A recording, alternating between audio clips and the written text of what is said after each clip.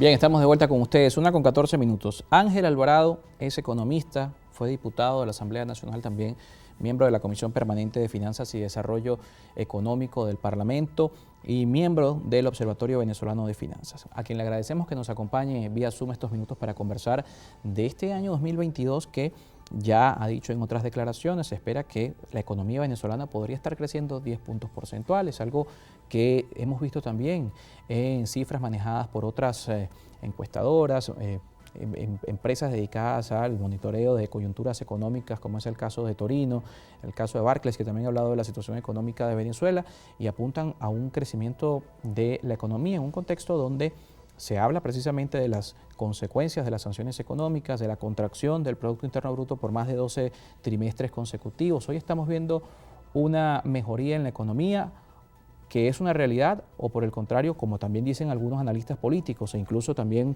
actores políticos del país, lo que estamos viendo es una burbuja, no es una realidad que se extiende a todo el país.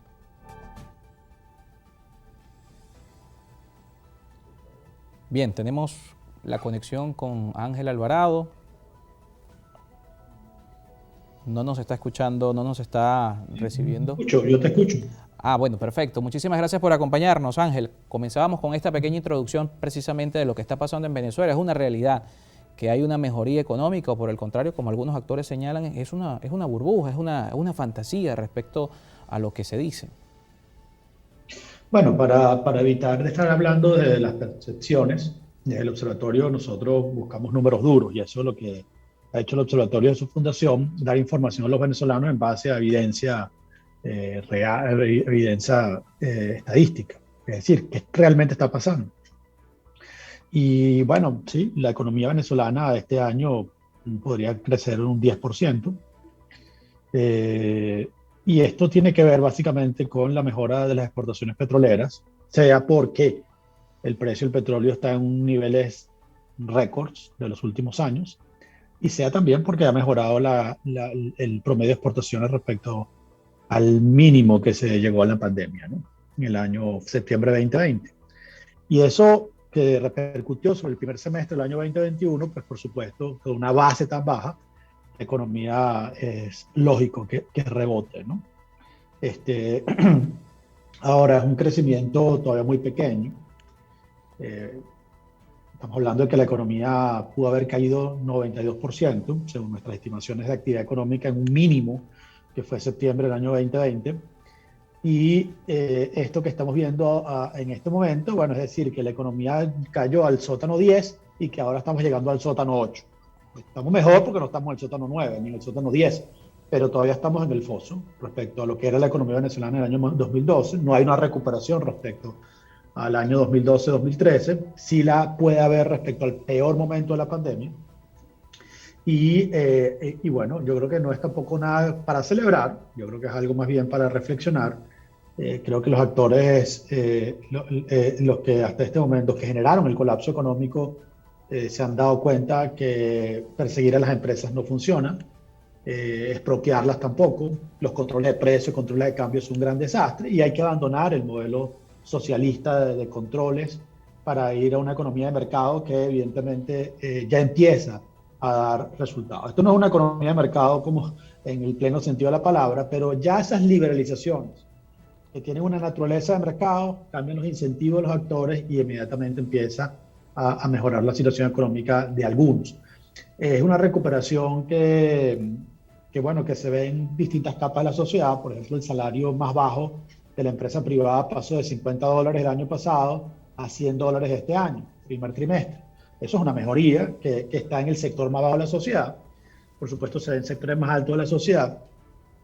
Lo que sí todavía creo que es una duda es cómo se distribuye a lo largo del país. Hay lugares donde se nota mejor, se nota más, hay lugares donde se nota menos.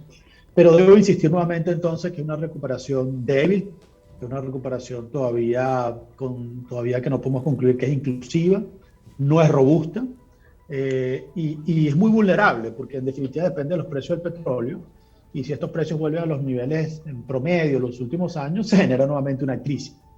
Entonces todavía no es mucho lo que se pueda celebrar, pero sí hay signos de recuperación.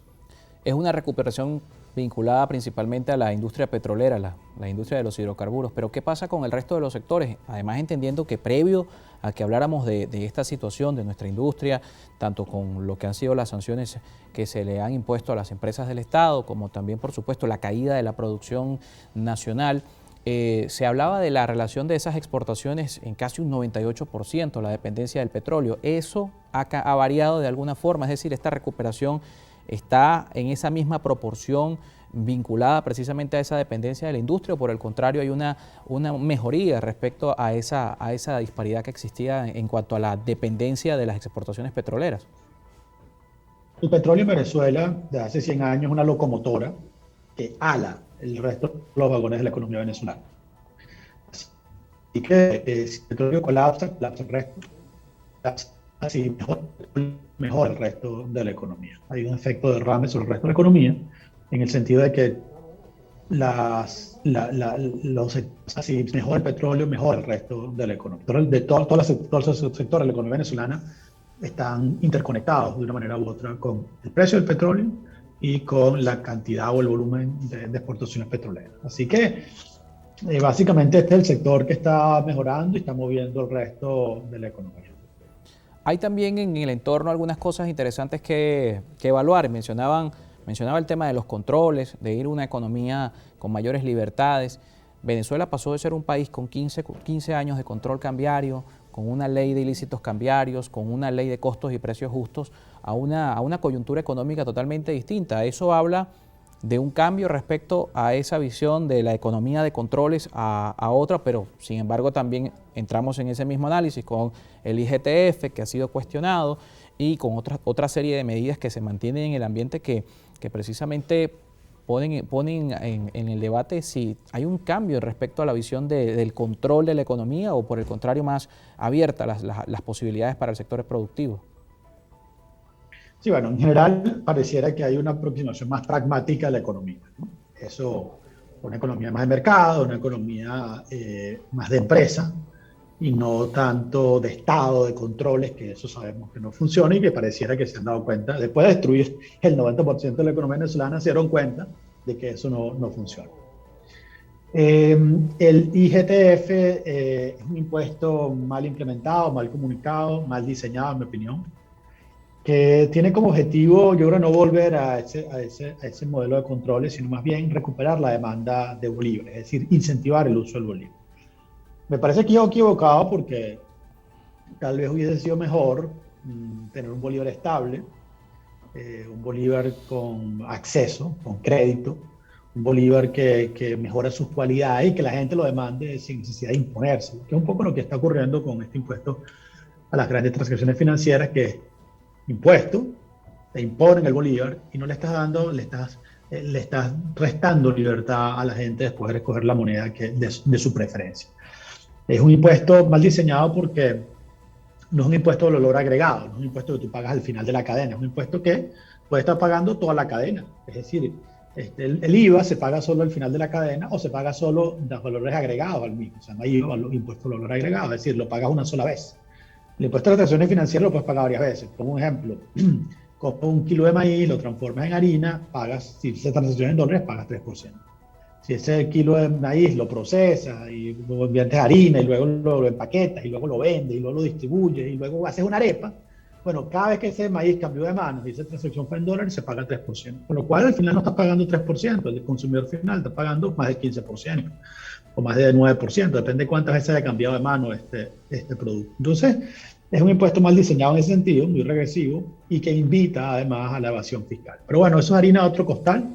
No sé si hablar exclusivamente del impuesto. Creo que no hay un cambio en la aproximación más pragmática que tiene la economía venezolana hasta ahora, pero esta economía al final quedan muchísimas tareas pendientes para lograr esos niveles de producción que deberíamos tener históricamente, y que debería ser Venezuela un país que, como lo fue históricamente, de los mayores ingresos de América Latina, que ahora es la economía número 10 de la región, habiendo sido la número 4.